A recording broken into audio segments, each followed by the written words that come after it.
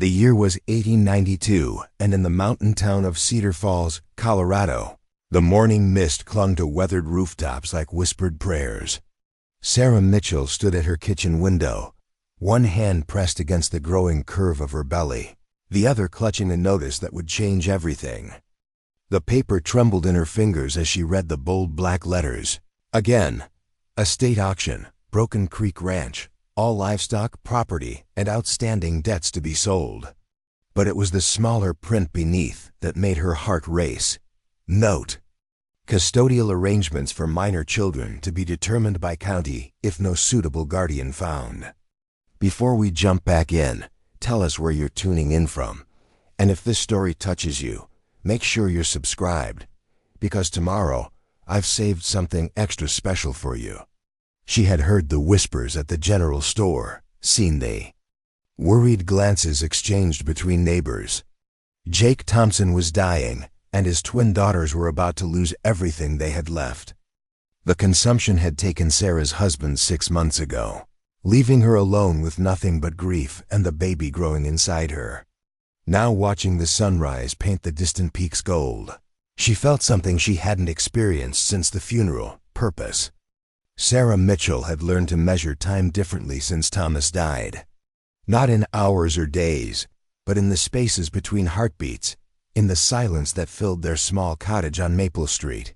She would wake each morning to the phantom sound of his cough, reach across the bed to touch nothing but cold sheets, and then remember all over again that she was completely alone. The pregnancy had been their joy, their hope for the future they would build together. Thomas had spent evenings talking to her belly, telling their unborn child about the mountains surrounding Cedar Falls, about the life they would have. Now, at 6 months along, Sarah carried not just their baby, but the weight of dreams that felt impossible to fulfill alone. The cottage felt smaller each day, its walls pressing in with memories that both comforted and suffocated. Thomas's medical books still lined the shelves. He had been the closest thing to a doctor. Cedar Falls had before Doc Wallace arrived. His coffee cup sat unwashed in the sink, because cleaning it felt like erasing the last trace of their morning. Routine. Sarah would catch herself setting 2 plates for dinner, brewing enough coffee for both of them, speaking aloud to empty rooms as if he might answer. Mrs. Rose Bennett, her neighbor and the closest thing to family she had left, visited daily with worried eyes and gentle suggestions. "You can't go on like this, dear," she would say, settling her ample frame into Thomas's old chair. "The baby needs you strong, and you're fading away before our eyes." Sarah knew Rose was right. She had lost weight everywhere except her growing belly, her face gaunt with grief and the inability to keep much food down. The town's charity was kind but limited, and the small inheritance Thomas left was dwindling quickly. She faced a future of dependence on others' goodwill, of raising her child in poverty, of never quite belonging anywhere. On this particular morning, with spring finally breaking winter's grip on the mountain valley, Sarah forced herself to venture beyond her front door. The air held the promise of warmer days, and something in her chest loosened slightly as she walked toward the general store. Cedar Falls was waking up around her, smoke rising from chimneys, children's voices carrying from the schoolyard, the rhythmic sound of hammer on metal from the blacksmith's shop. But as she approached the store, she noticed an unusual cluster of people gathered around the bulletin board. Their voices were low, serious, punctuated by concerned murmurs and shaking heads. Sarah drew closer, her curiosity overriding her usual desire to avoid the town's gossip. "It's a shame is what it is," Martha Collins was saying, her voice carrying the particular tone she reserved for the most scandalous news. "Those poor little girls, and him barely able to stand upright anymore. County says they'll have to split them up," added Mayor Bradley, removing his hat to run a hand through his thinning hair.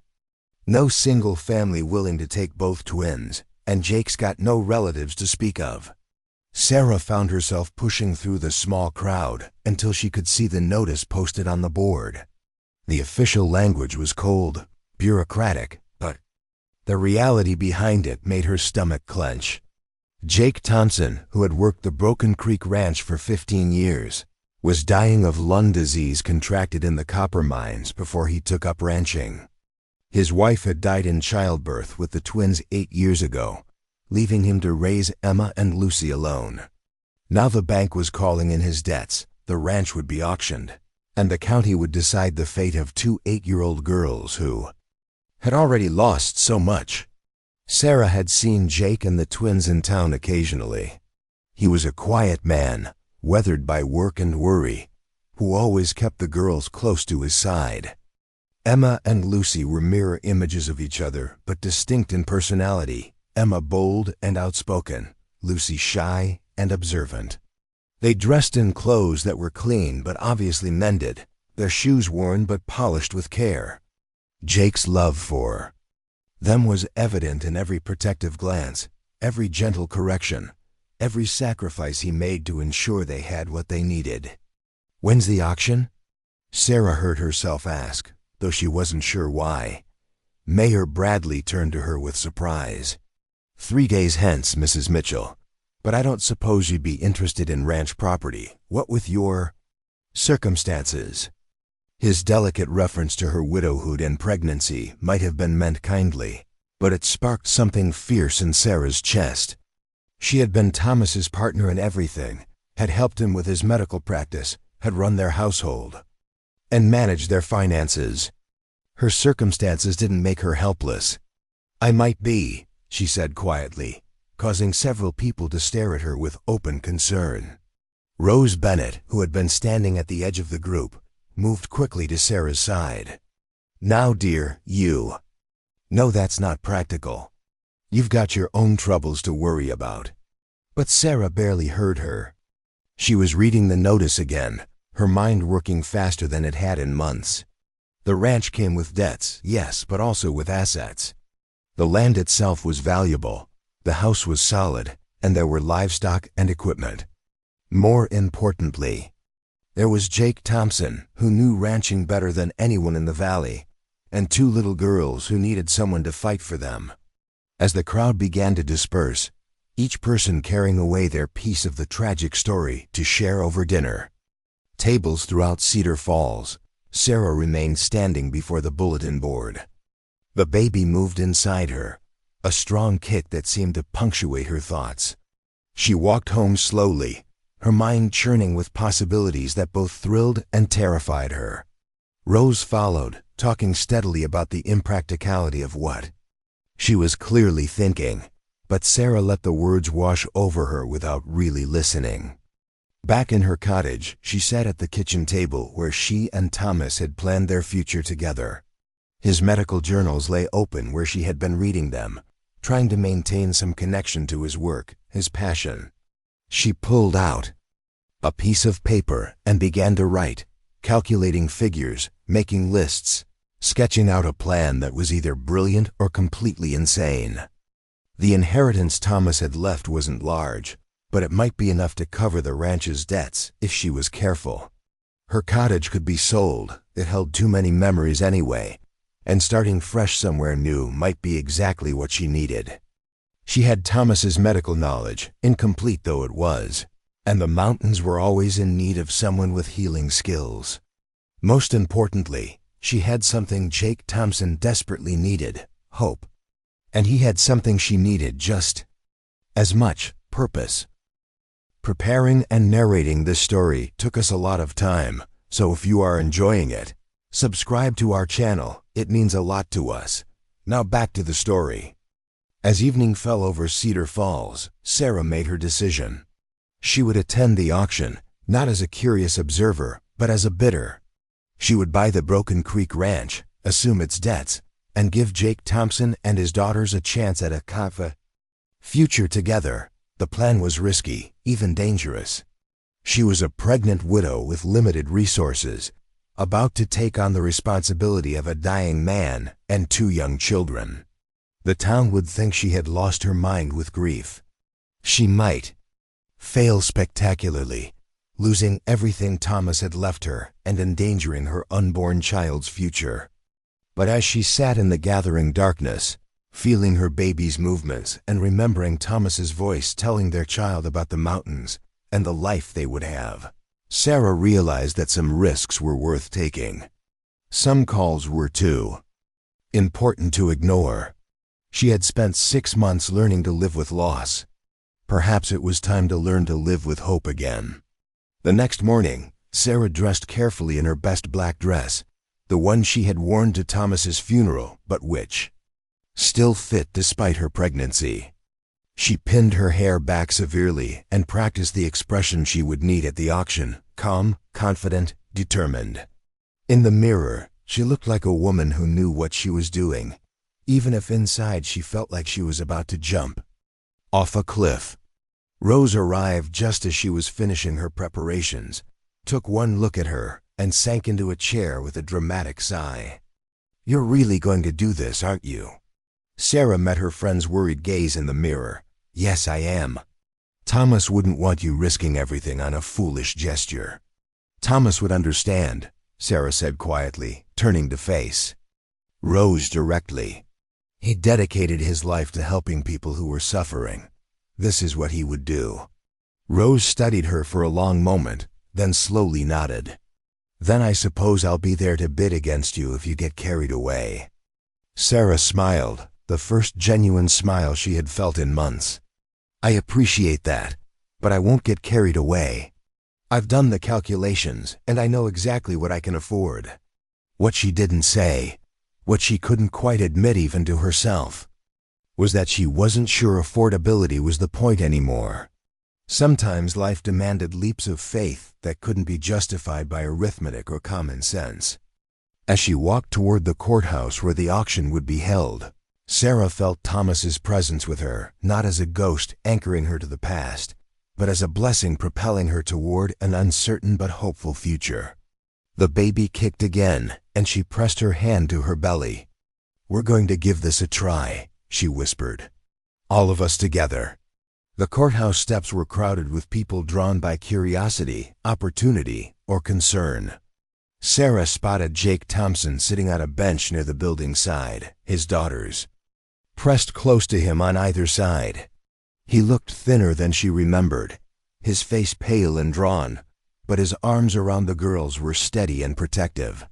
Emma and Lucy wore matching blue dresses that had been carefully mended and pressed for the occasion. Their dark hair was braided identically, but their expressions were different, Emma watching the crowd with defiant wariness, Lucy hiding her face against her father's shoulder. As Sarah approached them, Jake looked up with surprise and something that might have been hope. "Mrs. Mitchell," he said, his voice rough but polite. "I didn't expect to see you here." "I came to bid on your ranch, Mr. Thompson," Sarah said directly, seeing no point in pretense. The hope in his eyes flared brighter, followed quickly by concern. "Ma'am, I appreciate the thought, but you don't understand what you'd be taking on. The debts alone are more than most folks around here can handle, and that's not counting." He gestured helplessly at himself and the girls. "I understand perfectly," Sarah said, settling herself carefully on the bench beside them. "I'm buying a ranch with significant debt, taking responsibility for a man with a terminal illness and his 2 daughters, while I'm 6 months pregnant and recently widowed. Does that about cover it?" Jake stared at her for a moment, then let out a sound that was part laugh, part sob. "When you put it like that, it sounds even crazier than I thought." "Sometimes," Sarah said, watching as Emma finally looked at her with cautious curiosity, "crazy is exactly what the situation calls for." The auction was about to begin, and Sarah's new life, terrifying, impossible, and full of hope, was about to start. The gavel fell with a sound that echoed through the courthouse like thunder. Sarah Mitchell had just become the owner of Broken Creek Ranch, along with its accumulated debts, its dying owner, and 2 8-year-old girls who stared at her with expressions ranging from wonder to terror. The crowd that had gathered for the auction dispersed slowly, their whispered conversations carrying on the spring breeze. Most seemed shocked that the pregnant widow had actually gone through with her improbable bid. A few looked concerned. others merely curious about what would happen next. Sarah barely noticed them. Her attention was focused entirely on Jake Thompson, who sat motionless on the courthouse bench as if unable to process what had just occurred. Mayor Bradley approached with the paperwork, his expression a mixture of admiration and worry. "Mrs. Mitchell, I have to say, this is quite unexpected. Are you certain you understand the full scope of what you've taken on?" Sarah accepted the documents with steady hands, though her heart was racing. "I understand enough, Mayor Bradley. The ranch comes with debts totaling $847, livestock consisting of 12 head of cattle, 6 horses, and assorted poultry. The house needs repairs but is structurally sound. And Mr. Thompson's expertise in ranching is worth more than any of those assets combined." The mayor raised his eyebrows at her detailed knowledge. Clearly she had done her research. And the personal arrangements? The county was prepared to place the children with different families. "The children will remain with their father under my guardianship," Sarah said firmly. "Dr. Wallace can continue Mr. Thompson's medical care. I believe fresh mountain air and reduced stress might do wonders for his condition." Jake finally seemed to find his voice. "Ma'am, I need you to understand something. The doctors in Denver gave me maybe 6 months. Could be less. You're taking on 2 little girls who are going to lose their papa soon, no matter what you do." Sarah looked down at Emma and Lucy, who had been listening to every word with the solemn attention of children forced to grow up too quickly. "Mr. Thompson, I lost my husband 6 months ago. I know something about facing an uncertain future and trying to protect the people you love. The difference is, I don't have to face it alone anymore, and neither do you." Emma, who had been silent throughout the proceedings, suddenly stepped forward. "Are you really going to let us stay together, Papa and Lucy and me?" "That's exactly what I'm going to do," Sarah replied, crouching down as best she could with her pregnant belly to meet the girl's eyes. "Would you like that?" Emma nodded vigorously, then looked back at her sister. Lucy had remained pressed against Jake's side, but Sarah could see her peeking out with curious eyes. "Lucy's shy," Emma explained in the matter-of-fact way of children, "but she wants to stay together too. She told me so this morning." Jake's eyes filled with tears. He was clearly struggling to contain. "Mrs. Mitchell, I don't have words for what you've done here. But I need you to know, I'm not a charity case. I may be dying, but I can still work. I can still contribute something." "I'm counting on it," Sarah said, rising slowly. "I know absolutely nothing about running a ranch. I was married to a doctor, not a cattleman. If this is going to work, I need you to teach me everything you know." The practical arrangements took the rest of the afternoon. Sarah needed to sell her cottage, pack her belongings, and prepare for the move to Broken Creek Ranch. Jake needed to gather what few possessions remained at the house and say goodbye to the life he had built there. The girls needed to understand that while everything was changing, they were not losing their father or each other. Doc Wallace proved to be an unexpected ally. When Sarah visited his office that evening to discuss Jake's medical needs, she found him surprisingly supportive of her decision. "Tuberculosis is unpredictable," he said, settling back in his chair with a thoughtful expression. "Sometimes the mountain air does help. More importantly, hope can be a powerful medicine. Jake Thompson has been preparing to die for months, which does nothing good for a man's constitution. Maybe having a reason to live will change things. Or maybe it won't," Sarah said honestly. "But either way, those girls deserve to keep their father for whatever time remains. And you deserve to have a family again," Doc Wallace observed gently. "Don't pretend this is entirely altruistic, Sarah. There's nothing wrong with needing them as much as they need you." His words stayed with her as she walked home through the quiet streets of Cedar Falls. He was right, of course. The cottage had become a shrine to Thomas's memory, a place where she was slowly disappearing into grief. Taking on the ranch, Jake, and the girls was as much about saving herself as it was about saving them. Rose Bennett was waiting at her kitchen table with a pot of tea and a list of concerns. "I've been thinking about this all day," she said without preamble. "And while I still think you're taking on more than any reasonable person should, I've decided to help you." Sarah poured herself a cup of tea and sat down carefully. "What kind of help?"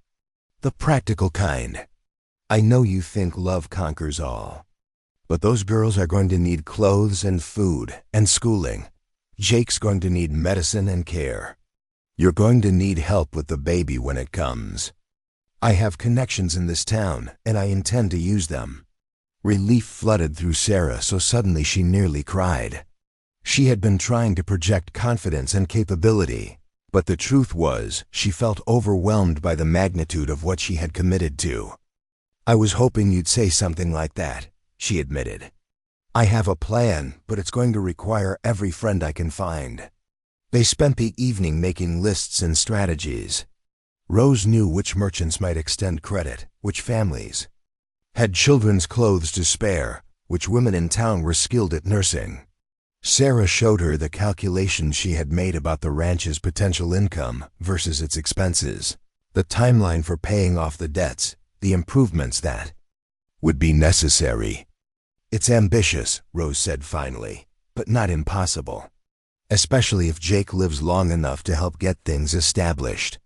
"Even if he doesn't," Sarah said quietly, "the girls and I will find a way." "We have to," the next morning brought the first of many challenges that would test Sarah's resolve.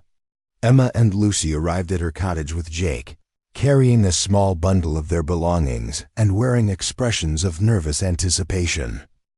"We brought our things," Emma announced, setting down a battered carpet bag. "Papa says we're going to live with you now." "We are," Sarah confirmed, leading them into the sitting room.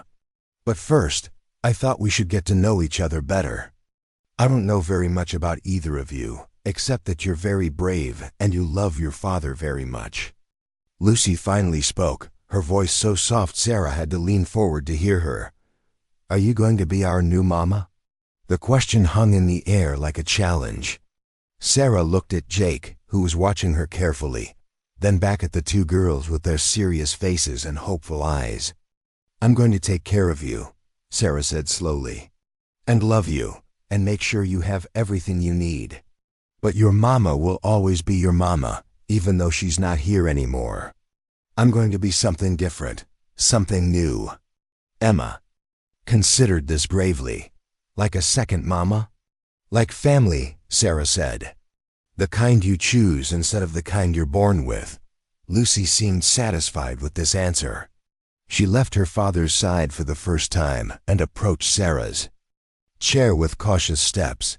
"Can I feel the baby?" Sarah smiled and guided the small hand to her belly, where the baby obligingly provided a strong kick. Lucy's eyes widened with wonder, and even Emma crowded closer to experience the miracle of life moving beneath Sarah's skin. "It's a real baby," Lucy whispered in amazement.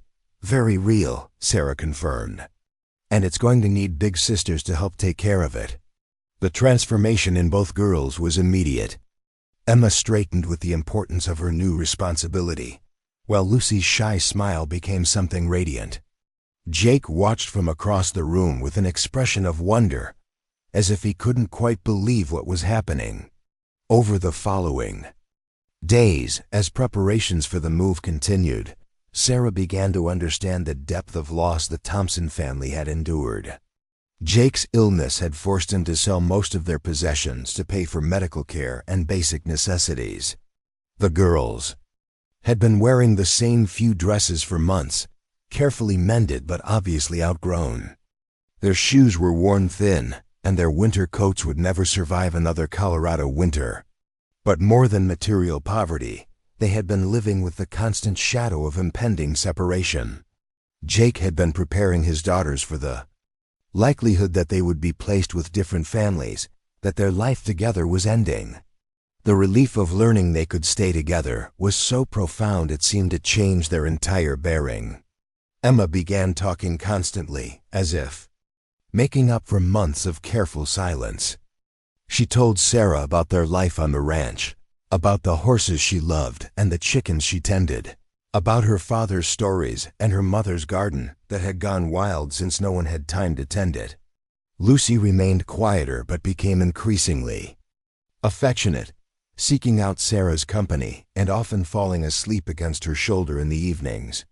She had a gift for drawing that reminded Sarah poignantly of Clara in the story she had heard, but Lucy's pictures were different, full of flowers and sunshine and families holding hands. Jake proved to be a complex man beneath his quiet exterior.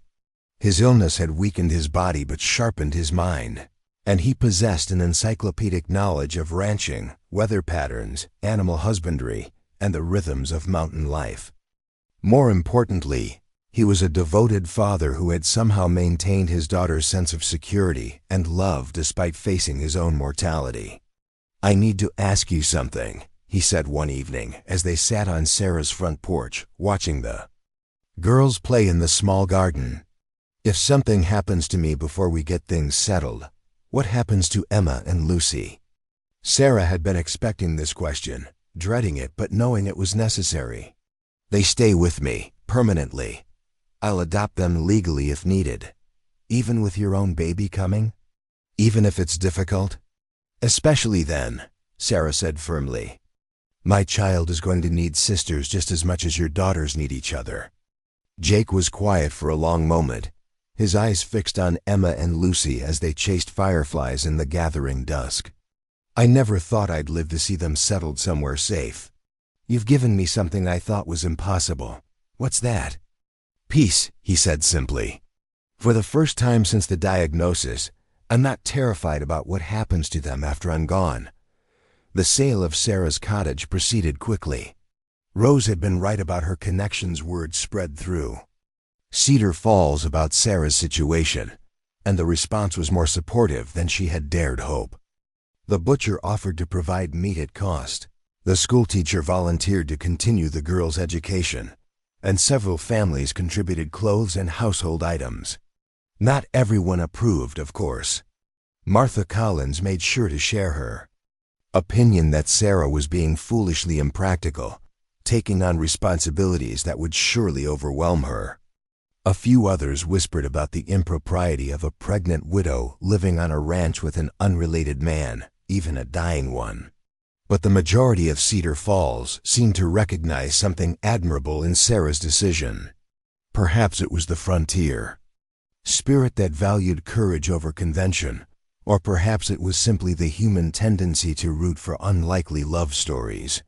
The morning of the move dawned clear and bright, with spring finally asserting itself over the lingering winter chill. Sarah packed the last of her belongings while Jake loaded the wagon they had borrowed from Rose's neighbor. Emma and Lucy darted around the cottage, checking corners and cabinets to make sure nothing important was forgotten. "Mama's wedding ring," Lucy announced, emerging from the bedroom with a small jewelry box. "Don't forget Mama's ring." Sarah had been wondering about this, whether there were keepsakes of Jake's first wife that the girls would want to preserve. She had decided not to ask directly, not wanting to intrude on their private grief. "Would you like to show me?" she asked gently. Lucy opened the box to reveal a simple gold band and a small locket containing a miniature portrait. The woman in the picture had the same dark hair and serious eyes as her daughters, but there was a warmth in her expression that spoke of deep contentment. "She was beautiful," Sarah said honestly. "You look just like her."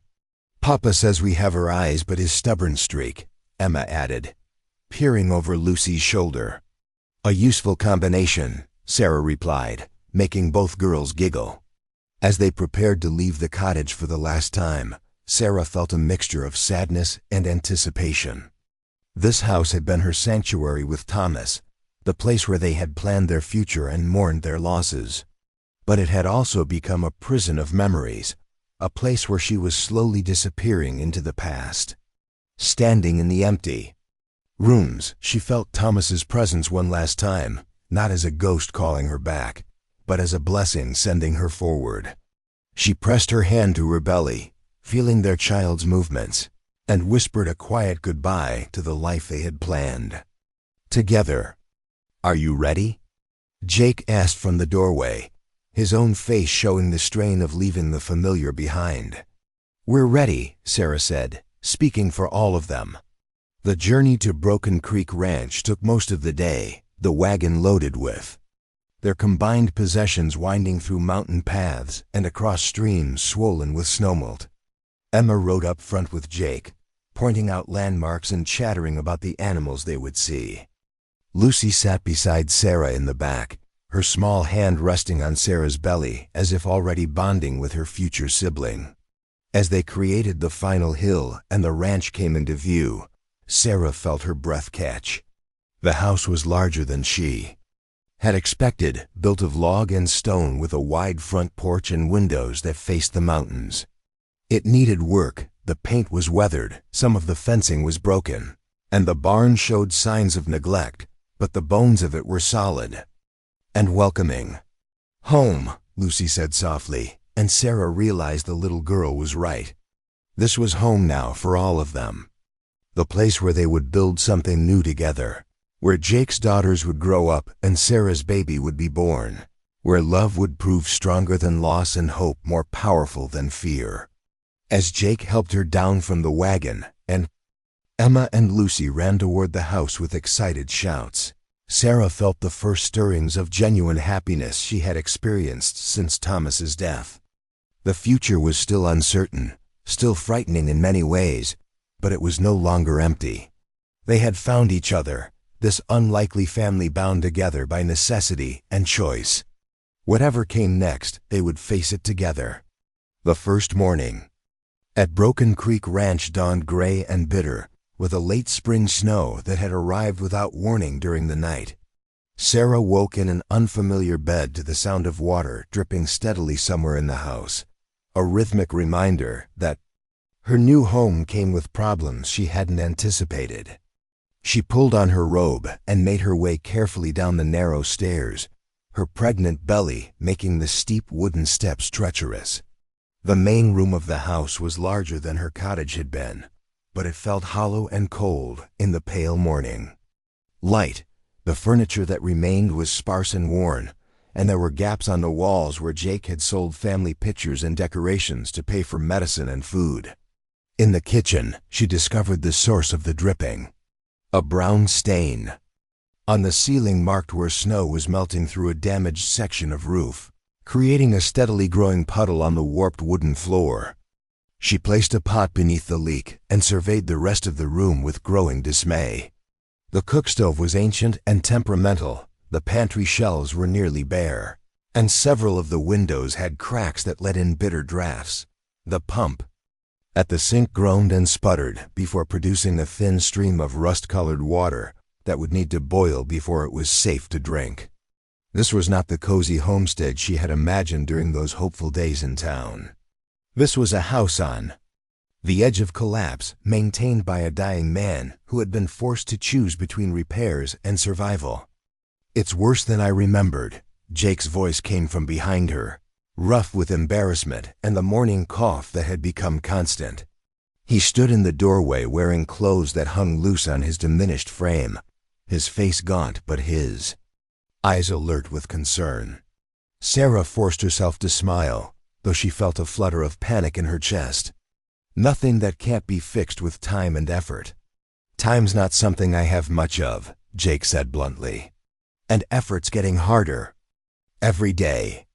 "Ma'am, if you want to change your mind about this arrangement, I'd understand. You could sell the place, take whatever you can get, and go back to your cottage." The suggestion hit her like a physical blow, not because she hadn't considered it, but because she realized how desperately she didn't want to retreat. "Mr. Thompson, I didn't buy this ranch to give up at the first sign of difficulty. We'll figure it out." Before Jake could respond, Emma and Lucy appeared at the top of the stairs, having been awakened by their voices. The girls looked small and uncertain in their nightgowns, their dark hair tangled from sleep and their eyes wide with the confusion of waking up in a new place. "Is everything all right?" Emma asked with the premature wisdom of a child who had learned to gauge adult moods for signs of impending disaster. "Everything's fine," Sarah said firmly. "Just planning our day. Who wants to help me figure out how to work this cookstove?" The morning that followed was a comedy of errors that would have been funny if it weren't so discouraging. The cookstove produced more smoke than heat, filling the kitchen with acrid clouds that sent them all coughing outside. The chickens had scattered during the night, and it took an hour to locate them in various hiding places around the property.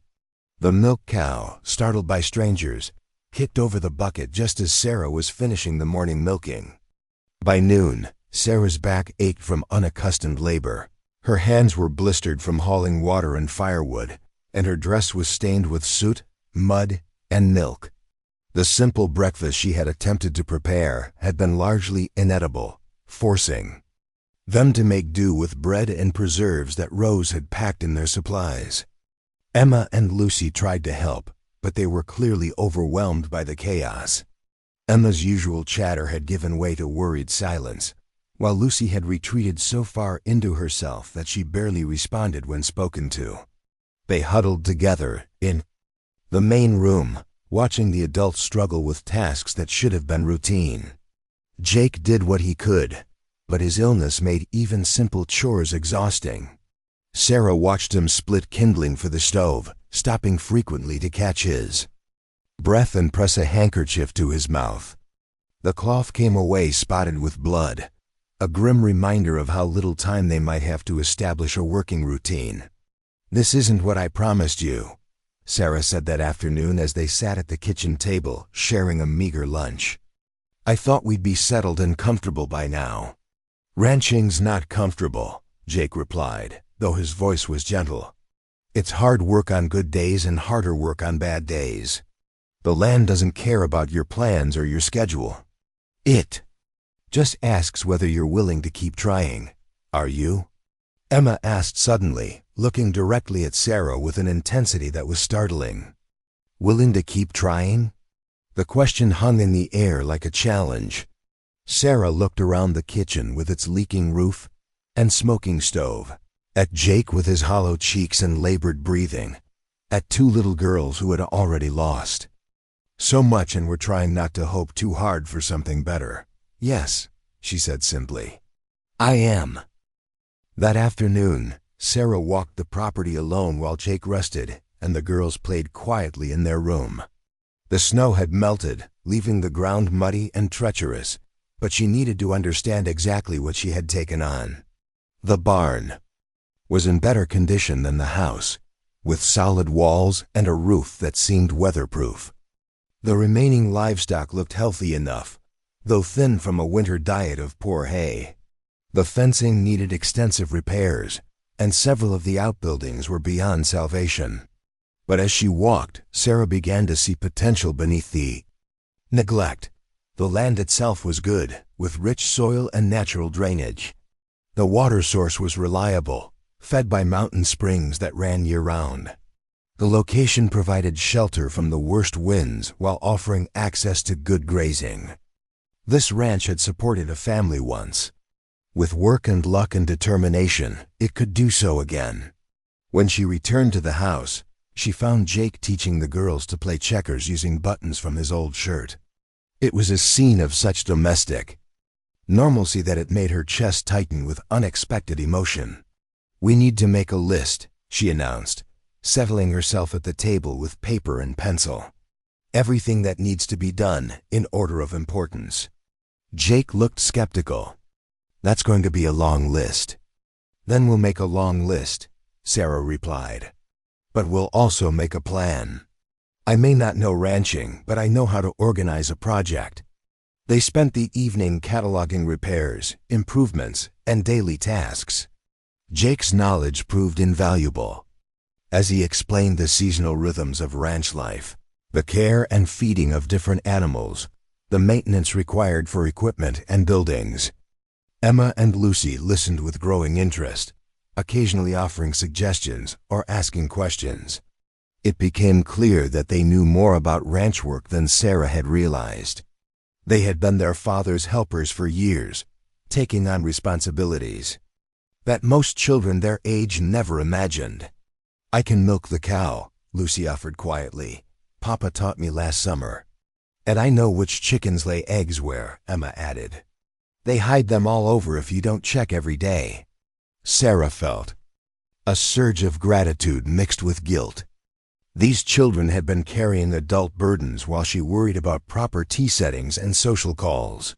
Their competence in the face of hardship put her own struggles in perspective. As the days passed, the reality of ranch life continued to challenge every assumption Sarah had made about their new life together. The work was relentless and physically demanding in ways that her pregnancy made increasingly difficult. Her back ached constantly, her ankles swelled, and she was often too tired to eat even when she managed to prepare edible meals. The financial pressures were more immediate than she had calculated.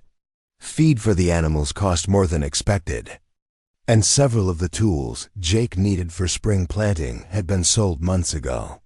The debts she had assumed were only the beginning of the expenses required to make the ranch profitable. Worse than the physical and financial challenges were the emotional ones. Jake's health was declining faster than anyone had anticipated. The mountain air that was supposed to help his lungs seemed to make little difference, and Doc Wallace's weekly visits brought increasingly grim reports about fluid in his chest and persistent fever. The girls watched their father with the painful awareness of children who understood more than they let on. Emma became fiercely protective, refusing to let Jake do tasks she thought were too strenuous and snapping at anyone who suggested he should rest more. Lucy retreated into art, filling page after page with drawings of their family that always showed Jake healthy and smiling. Sarah found herself caught between hope and despair, trying to maintain optimism for the children while privately wondering if she had made a terrible mistake. The ranch required knowledge and strength she didn't possess. Jake's illness cast a shadow over every plan they made, and her own pregnancy complicated every task she attempted. One particularly difficult morning, after the cow had kicked over another bucket of milk and Emma had started crying because her favorite chicken was missing, Sarah stood in the barnyard and seriously considered Jake's original suggestion.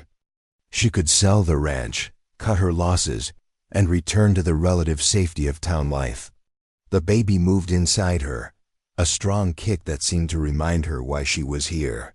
She was not just building a ranch, she was building a future for all of them. Every challenge overcome now was one less obstacle her child would face later. "You look like you're thinking hard thoughts," Jake said, approaching from the barn with his characteristic careful pace. "I'm thinking about what we're really doing here," Sarah replied honestly. "Whether it's fair to ask so much of everyone." Jake leaned against the fence post, his breathing labored from the short walk. "Can I tell you something about fairness? Fair would have been Emma and Lucy growing up with their mother. Fair would have been me living long enough to see them married. Fair would have been you raising your baby with your husband beside you." He paused to catch his breath, then continued. "But fairness isn't what we get. We get what we get, and then we decide what to do with it. You decided to give my daughters a chance at staying together. That's not fair to you, taking on all this responsibility. But it's the most generous thing anyone's ever done for us. What if I can't make it work?" Sarah asked, voicing the fear that kept her awake at night. "What if the ranch fails and we lose everything?" "Then we'll have tried," Jake said simply. "And that's more than we had before you came along." That evening, as Sarah tucked Emma and Lucy into the bed they shared in the small upstairs room, Emma took her hand with uncharacteristic seriousness. "Sarah, are you sorry you bought us?" The question was so unexpected and heartbreaking that Sarah had to swallow hard before she could answer. "Oh, sweetheart, I didn't buy you, I chose you. And I choose you again every single day, even when everything goes wrong." "Especially then," Sarah said, smoothing Emma's dark hair. "That's what families do. They stick together when things are hard." Lucy had been listening silently, but now she spoke up in her soft voice. "Are we really a family now?" Sarah looked at the two girls with their serious faces and hopeful eyes, thought about Jake downstairs preparing his medicine for another painful night, and felt the baby moving within her. They were nothing like the family she had planned with Thomas, but they were unmistakably hers. "We really are," she said firmly, "and nothing is going to change that." As spring progressed towards summer, the challenges didn't diminish, but Sarah began to develop a grudging competence in ranch work. Her hands grew calloused and strong, her back adapted to the constant strain, and she learned to read the weather and the animals with increasing accuracy. The girls proved to be invaluable partners, their small size allowing them to crawl into spaces adults couldn't reach, and their intimate knowledge of the ranch's quirks saving hours of trial and error. Emma's boldness made her excellent at handling the horses, while Lucy's gentle nature calmed nervous animals and coaxed eggs from broody hens. Jake continued to teach and guide despite his declining strength, sharing knowledge accumulated over years of hard experience. His presence lent legitimacy to their efforts in the eyes of neighboring ranchers, and his obvious love for Emma and Lucy made their unusual household arrangement acceptable to the community. But as the weeks passed, it became increasingly clear that time was running out. Jake's cough worsened, his appetite disappeared, and he began spending more hours resting than working. The girls noticed, though they tried to hide their fear, and Sarah found herself taking on more responsibility, while trying to prepare for a future she dreaded to contemplate. The ranch was improving slowly, but it was not yet self-sufficient. If Jake died before the season's crops could be harvested and sold, Sarah would face the winter with limited resources and 2 children dependent entirely on her inexperience. As she lay awake at night, listening to Jake's labored breathing from the room below and feeling her baby's increasingly vigorous movements, Sarah wondered if courage and love would really be enough to see them through the trials ahead. The leap of faith she had taken at the auction seemed more terrifying with each passing day, but there was no going back now. They were committed to this life, this family, this uncertain future together. All she could do was hold on and hope that tomorrow would bring them closer to the security and happiness that still felt so tantalizingly out of reach. The fever started on a Tuesday morning in late June, when the mountain meadows were finally blooming with wildflowers and the promise of a good hay harvest hung in the warm air. Sarah noticed Jake moving more slowly than usual as he attempted to feed the horses, stopping frequently to lean against the barn wall and press his hand to his chest. By evening, his skin burned with heat that no amount of cool cloths could diminish. Doc Wallace arrived within hours of Sarah's urgent message, his weathered face growing grave as he listened to Jake's labored breathing and felt the rapid pulse that spoke of a body fighting a losing battle. "His lungs are filling with fluid," the doctor explained quietly to Sarah while Jake dozed fitfully in the small bedroom off the kitchen. "This could resolve on its own, or it could be the beginning of the end. There's no way to know." Sarah felt the world tilt beneath her feet. They had been preparing for this possibility for months, but the reality of Jake's crisis struck her with unexpected force.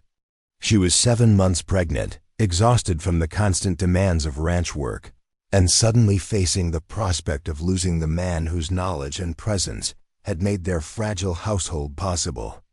Emma and Lucy hovered in the doorway, their faces pale with fear they were trying desperately to hide. They had seen their father sick before, but never like this. Never with the sharp smell of approaching death that seemed to permeate the small house despite Sarah's efforts to maintain normalcy. "What do we do?" Emma asked with the directness that had become her way of handling crises too large for a child to comprehend. "We take care of him," Sarah replied, surprised by the steadiness in her own voice. "And we take care of each other." The next 3 days blurred together in a haze of sleepless nights and constant vigilance. Sarah barely left Jake's bedside, monitoring his breathing, spooning water between his cracked lips and changing the sweat-soaked bedding that spoke of his body's desperate fight against the infection consuming his lungs. The girls tried to maintain the ranch's daily routines, but their inexperience showed in ways that would have been amusing under different circumstances. The chickens wandered freely after Emma forgot to secure their coop. The milk cow developed a stubborn streak that Lucy couldn't overcome, and the vegetable garden suffered from erratic watering that reflected the children's distracted state. Neighbors began arriving without invitation, bringing food and offers of help that Sarah accepted gratefully despite her usual independence. Mrs. Carter, from the neighboring ranch, took over the cooking, producing hearty meals that actually sustained them through the crisis. Young Billy Henderson mucked out stalls and repaired fencing with the efficiency of someone raised to ranch work. Even Martha Collins from town appeared with a basket of medicinal herbs and surprisingly gentle bedside manner, but it was Rose Bennett who provided the steady presence Sarah needed most. She arrived on the second day with a carpet bag and the announcement that she was staying until the crisis passed one way or another. "You can't do this alone," Rose said firmly when Sarah tried to protest. "That baby you're carrying doesn't care about your stubbornness, and those girls need someone who isn't falling apart from exhaustion." Rose was right, though Sarah hated admitting it. The pregnancy had become more demanding as she entered the final months, and the stress of Jake's illness was taking a physical toll she could no longer ignore. Her ankles were perpetually swollen, her back ached constantly, and she had begun experiencing the irregular contractions that warned of premature labor. On the third night of Jake's fever, as thunderheads built over the mountain peaks and the air grew heavy with the promise of rain, Sarah dozed fitfully in the chair beside his bed. She was awakened by the sound of his voice, weak but coherent. For the first time in days, "Sarah."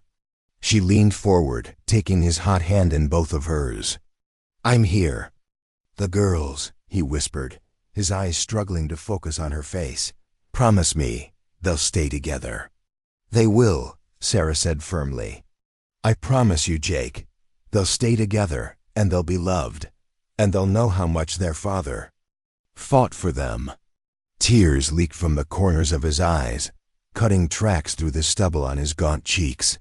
"I never thought I'd live to see them safe. You gave me that gift." "You gave me a gift too," Sarah replied, her own voice breaking. "You gave me a family when I thought I'd lost mine forever." Jake's grip tightened slightly, summoning strength from reserve she hadn't known he possessed. "There's something I need to tell you about Sarah Elizabeth." Sarah Elizabeth had been Jake's wife, the girl's mother, the woman whose presence still filled the ranch house in subtle ways. He had spoken of her rarely and always with a reverence that had made Sarah careful not to intrude on his memories. "What about her?" "She would have liked you," Jake said with a faint smile. "She always said the best families aren't born. They're built by people brave enough to choose each other." The simple words hit Sarah with unexpected force. She had been so focused on not trying to replace Sarah Elizabeth, on maintaining appropriate boundaries and respect for the girls' memories of their mother, that she hadn't allowed herself to fully embrace her role in their lives. "I've been afraid," she admitted. "Afraid of loving them too much, afraid of failing them, afraid of not being enough." "Love them too much," Jake whispered urgently. "Love them so much it scares you. That's what they need, what they deserve. Don't hold back because you think it's not your place." Before Sarah could respond, the storm that had been building finally broke over the ranch. Thunder crashed overhead with a violence that shook the windows, and rain began falling in sheets that turned the yard into a muddy lake within minutes. Emma and Lucy appeared in the bedroom doorway, their nightgowns white in the dim lamplight and their faces tight with fear. The storm had awakened them, but Sarah suspected they had been sleeping poorly anyway, too aware of their father's condition to rest deeply. "Can we stay in here?" Emma asked quietly. "The thunder's really loud upstairs." Sarah moved to make room on the narrow bed, and both girls climbed up carefully, positioning themselves on either side of their father. Jake's eyes were closed. Again, but his breathing seemed easier, and the fever that had raged for days appeared to have broken. Lucy curled against his side with the unconscious trust of a child who had never doubted her father's protection. Emma took his hand, her small fingers intertwining with his larger ones, in a gesture that spoke of years of shared comfort and connection. "Is Papa going to die?" Lucy asked in a voice so small Sarah had to strain to hear it over the storm. The question hung in the air like a challenge to hope itself. Sarah looked at Jake's peaceful face, at the two girls who had already endured so much loss, and felt the weight of truth pressing against her chest. "I don't know, sweetheart," she said honestly, "but I know he loves you both more than anything in the world, and that love doesn't go away even when people do. Will you still want us if Papa dies?" Emma asked with the brutal directness that had become her way of handling uncertainty. Sarah felt her heart break and mend simultaneously. These children had been preparing for abandonment for so long that even her commitment felt temporary to them. They needed more than promises. They needed absolute certainty in a world that had taught them to expect loss. "Listen to me very carefully," Sarah said, shifting awkwardly to face both girls directly. "You are my daughters now. Not because I bought a ranch, not because your father is sick, but because I choose you. Every single day, I choose you. That choice doesn't change based on what happens to anyone else." "Even when the baby comes?" Lucy whispered. "Especially when the baby comes," Sarah replied. "That baby is going to need big sisters to teach them about ranch life and mountain storms and how to be brave when things are scary," Emma studied. Sarah's face with the intensity of a child testing adult promises against hard experience. "You really mean it? We're your daughters?" "You really are," Sarah said, and in saying it, she felt something fundamental shift inside her chest. These weren't Jake's children she was caring for temporarily. They were her daughters as surely as the baby she carried was her child. The storm raged through the night, but inside the small bedroom, a different kind of peace had settled over the unusual family. Jake's breathing gradually strengthened, his fever continued to recede, and the girls fell asleep pressed against his sides with the absolute trust of children who finally believed they were safe. Sarah dozed fitfully in her chair, waking periodically to check on Jake's condition and adjust the blankets around the sleeping children. Sometime before dawn, she realized that the crisis had passed. Jake would live at least for now, and their family would have more time to grow into itself. But more importantly, Sarah had finally stopped holding herself back from the love that Jake had urged her to embrace. The fear and reserve that had kept her from fully claiming her role as Emma and Lucy's mother had dissolved in the face of their desperate need for security. When morning came, gray and washed clean by the night's rain, Jake was sitting up in bed for the first time in days. His color was better, his breathing easier, and there was a clarity in his eyes that had been absent during the worst of his illness. "You look like you feel better," Sarah observed, checking his forehead for fever and finding his skin cooler than it had been in days. "I do," Jake admitted with surprise. "Not good, but better than I expected to feel again." Emma and Lucy were awake, but reluctant to leave their father's side, as if moving might somehow break the spell that had brought him back from the edge of death. They peppered him with questions about how he felt, what he wanted to eat, whether he thought he could get up and see the damage the storm had done to the ranch. "The ranch can wait," Sarah said firmly. "Today is about getting stronger and making sure this improvement sticks." But as the morning progressed, it became clear that the storm had indeed caused significant damage. The roof leak that had been a minor annoyance was now a major problem, with water damage spreading across the kitchen ceiling. Several fence sections had been knocked down by wind and falling branches, and the chicken coop had partially collapsed under the weight of accumulated rainwater. Rose surveyed the damage with the practical eye of someone who had weathered many mountain storms. It's not as bad as it could have been, but it's more than you can handle alone, especially with Jake still recovering. We'll manage, Sarah said automatically, though privately she felt overwhelmed by the scope of repairs needed. No, you won't, Rose replied bluntly. But you're not alone anymore. Half the county heard about Jake's crisis, and they're not going to let you struggle through this by yourself. As if summoned by her words, wagons began arriving throughout the morning. Neighboring ranchers brought tools and lumber. Their wives brought food and extra hands, and even some of the men from town appeared with offers of skilled labor.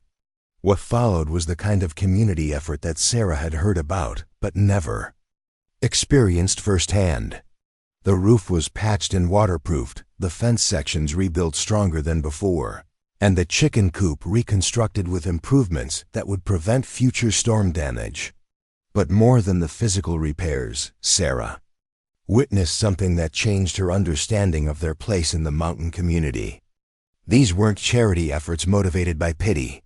They were the actions of neighbors who had come to see the Thompson ranch as part of their extended family network. You've earned this, Mrs. Carter explained as she organized the repair efforts with military efficiency. Jake's always been first to help when others needed it, and you've shown you're cut from the same cloth. This is what we do for each other. By evening, the ranch looked better than it had since Sarah's arrival. The immediate storm damage was repaired, several long-deferred maintenance issues had been addressed, and there was a sense of community investment in their success that hadn't existed before. As the last of their helpers departed, promising to return if needed, Sarah stood on the repaired front porch with Jake and the girls, watching the sunset paint the mountain peaks gold and purple. I never knew, she said quietly. I never knew what it felt like to belong somewhere like this. Jake nodded slowly, his arm around Emma while Lucy leaned against Sarah's side. Mountain communities are different. They have to be. The land's too hard, and the weather's too dangerous for people to make it alone. We're really going to be all right, aren't we?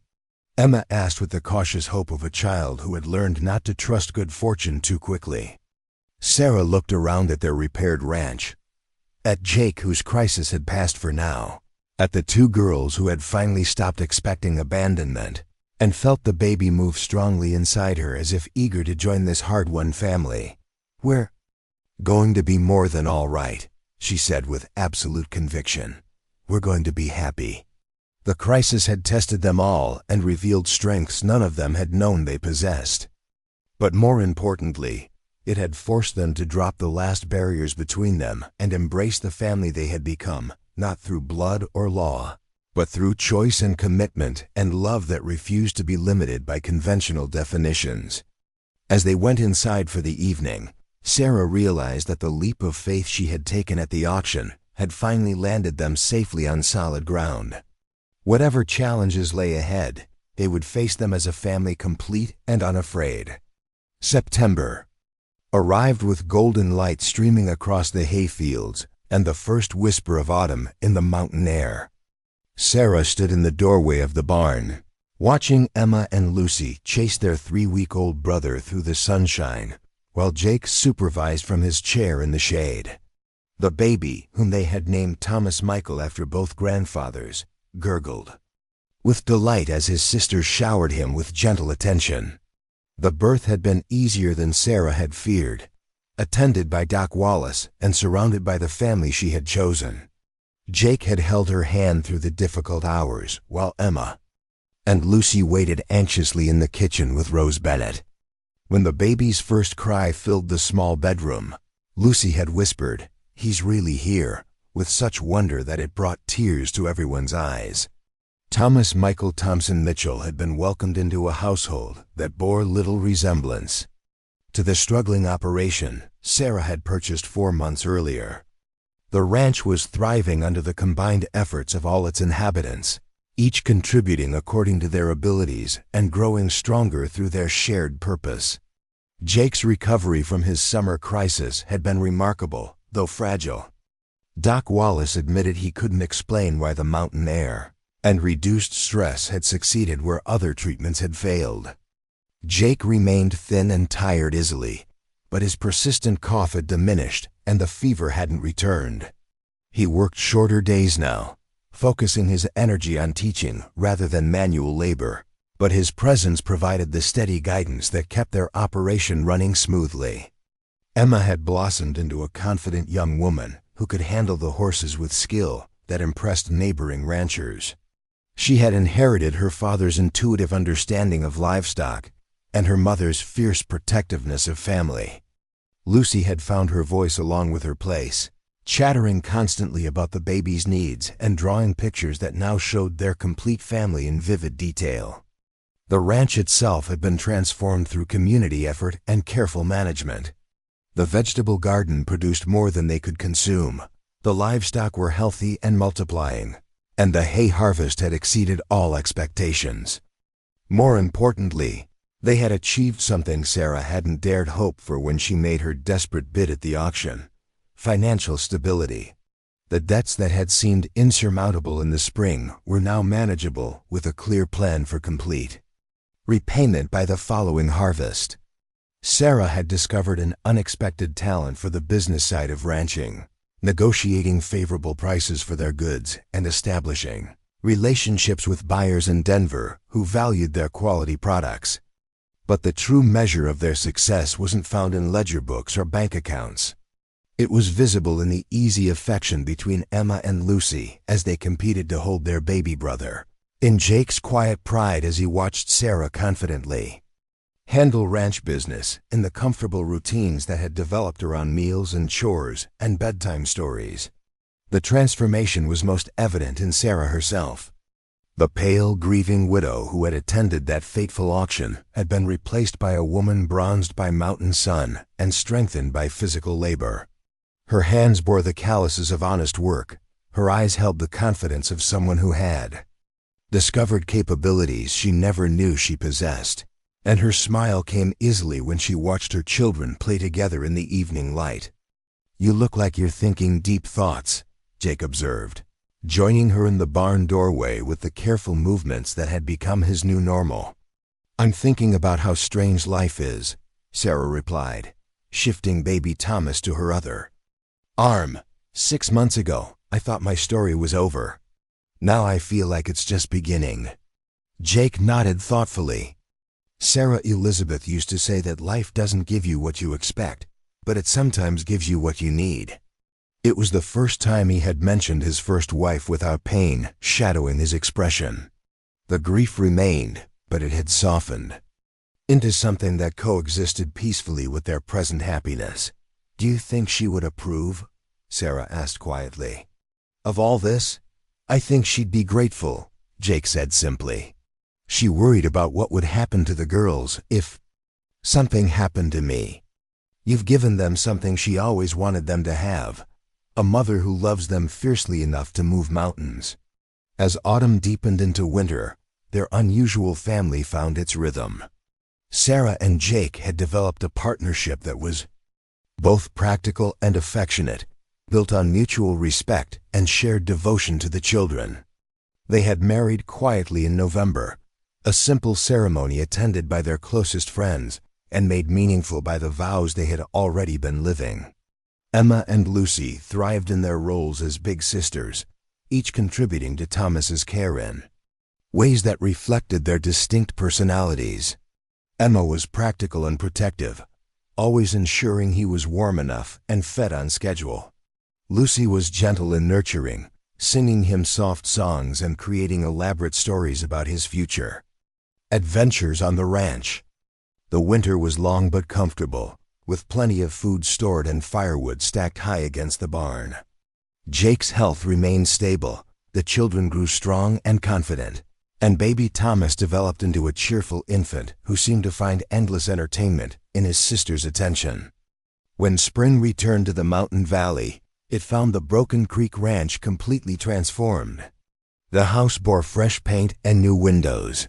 The barn had been expanded to accommodate additional livestock, and the field showed the careful preparation of experienced hands ready for another season of growth. But the most significant transformation was invisible to casual observers.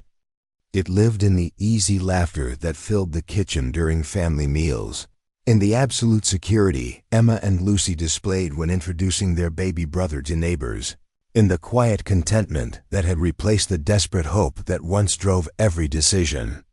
On a warm May morning, as Sarah watched her family work together in the garden they had expanded and improved, she felt the profound satisfaction of a woman who had risked everything and found herself exactly where she belonged. The pregnant widow who had made an impossible bid at a county auction had disappeared, replaced by a rancher's wife and mother who had discovered that love really could move mountains, one stone at a time. Thomas gurgled happily from his basket in the shade, while his sisters planted seeds that would feed their family through another winter. Jake moved slowly but steadily between the rows, his knowledge and experience ensuring their efforts would bear fruit. And Sarah, her hands deep in the rich mountain soil, smiled with the knowledge that sometimes the greatest courage is found not in grand gestures, but in the daily choice to keep building something beautiful from whatever materials life provides. Their story had begun with loss and desperation, but it had become something else entirely, a testament to the power of chosen family, community support, and love that refuses to be limited by conventional boundaries. As the sun climbed higher over their prosperous ranch, Sarah knew with absolute certainty that she was exactly where she was meant to be, surrounded by the family she had been brave enough to claim and wise enough to treasure. Up next, you've got 2 more standout stories right on your screen.